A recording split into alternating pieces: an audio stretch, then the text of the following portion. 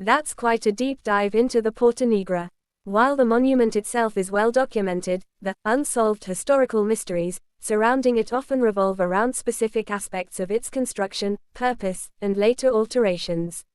Reaching a 4,000-word count on purely unsolved mysteries might be a stretch, as much of its history is understood. However, we can certainly explore the areas where debate, speculation, and a lack of definitive answers persist. Let's delve into these intriguing aspects, aiming for a comprehensive exploration of the enduring questions surrounding the Porta Nigra. 1. The original purpose and function.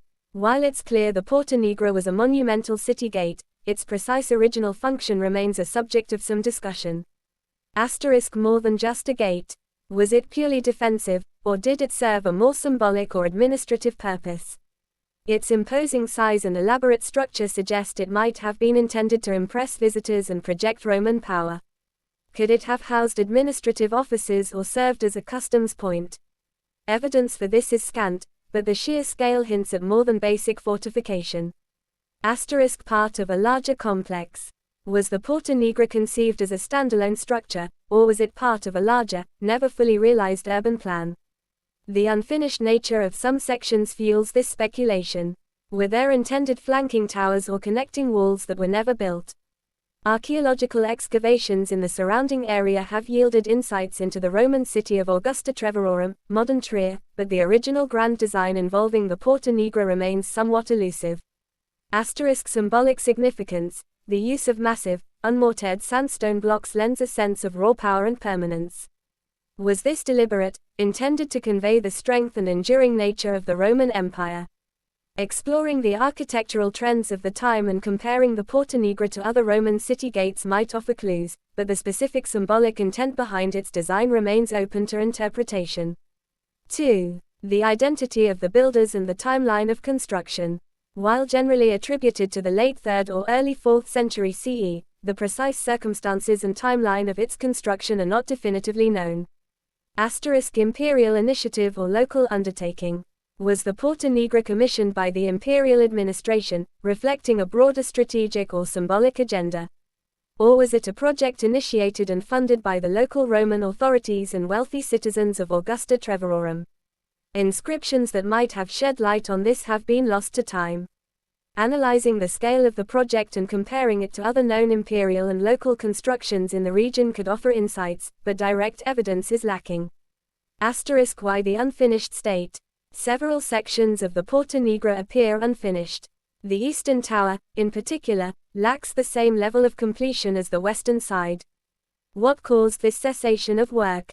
Was it due to political instability, economic hardship, a shift in strategic priorities, or perhaps even the early stages of the decline of the Western Roman Empire in the region? The lack of historical records detailing the construction and its abrupt halt leaves this question unanswered. Dating the construction precisely. While stylistic elements and the historical context of Trier in the late Roman period provide a general timeframe, a precise dating remains elusive. Were there specific historical events that might have triggered its construction? Could further archaeological analysis, perhaps utilizing advanced dating techniques on remaining materials, offer a more refined timeline? 3. The medieval transformation into churches.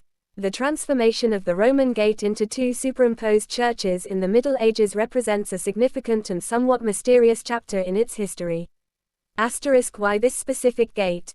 What prompted the decision to incorporate the Porta Nigra into Christian religious structures? Were there pre-existing religious associations with the site, or was it simply the most substantial and readily available structure for adaptation? Exploring the religious landscape of Trier in the early medieval period and the patterns of reusing Roman structures for Christian purposes might offer clues. The specifics of the conversion. How exactly was the Roman structure adapted? What were the original layouts of the two churches, St. Simeon and the Upper Church?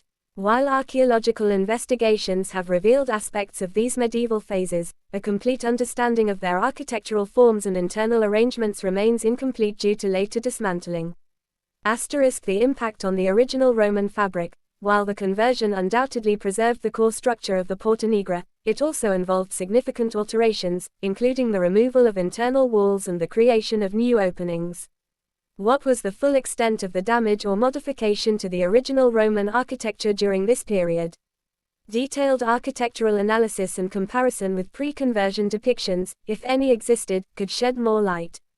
The motivation behind dismantling the churches. In the early 19th century, under Napoleonic rule, the medieval additions were removed to restore the Porta Nigra to its Roman form.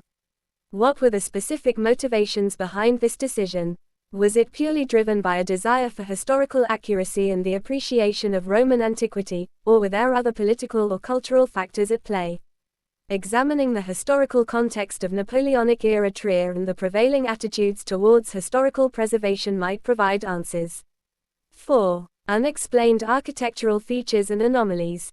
The Porta Nigra possesses certain architectural features that continue to puzzle historians and archaeologists.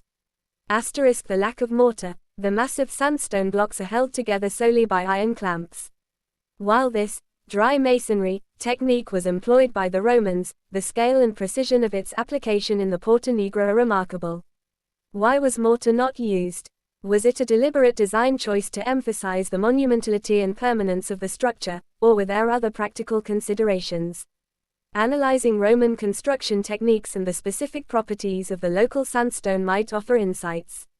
The function of internal spaces and galleries. The internal layout of the Porta Nigra, with its various chambers and galleries, is not fully understood. What were these spaces originally used for? Were they guardrooms, storage areas, or did they serve other functions related to the gate's administration or defense? Archaeological investigations within the structure have provided some clues, but the precise purpose of each space remains a subject of interpretation.